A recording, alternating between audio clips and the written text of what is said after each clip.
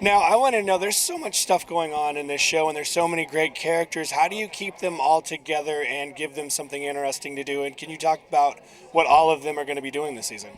That's loaded. That's a long question. Okay. What people are gonna? Well, I have to say that it's the most energized I've ever seen the crew, the cast, staff writers, the post, everybody who's working in our post house, everybody is just insanely excited to be back this season because I don't know that anybody thought we would. So it's not hard to keep it fresh. It's strange. It feels like a pilot season. I mean, the ideas are just we literally have a list of ideas for next season even because we have so much that we're like talking about already this season. And so that's, I guess, how you keep it fresh by the people that you surround yourself with and lean on and support.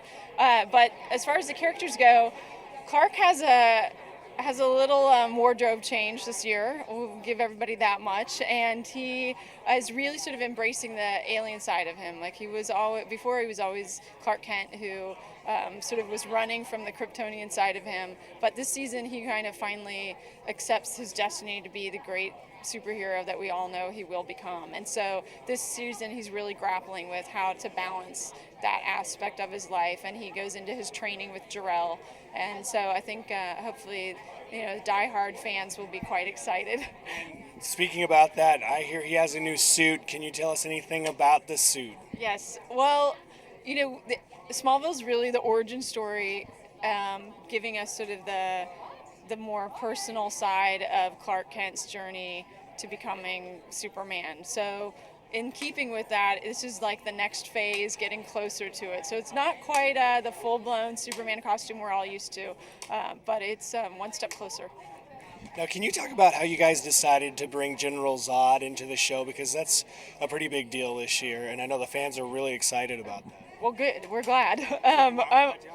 Yeah, well, he's amazing. Yeah, Callum is amazing, and we were very excited to find him.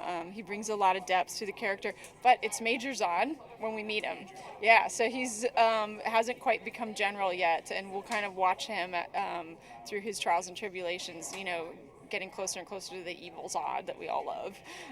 But he's absolutely wonderful, and the dailies and the footage that's coming in, I think that fans will be really excited. Now, was it a love of Superman 2 that had you guys decide to bring that character into the show?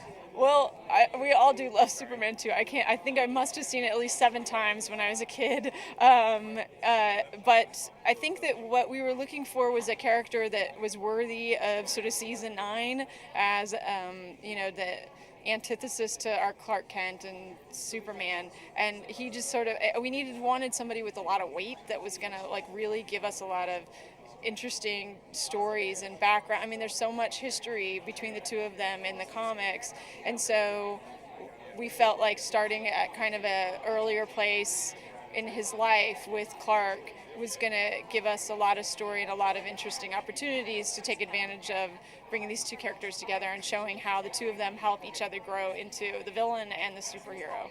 And one last question. What is going to be the biggest romance on this season? Between who?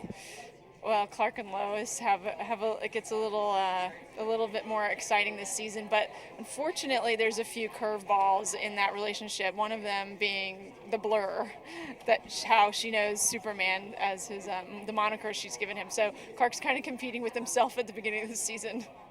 Okay, well, thanks so much. That was great talking to you.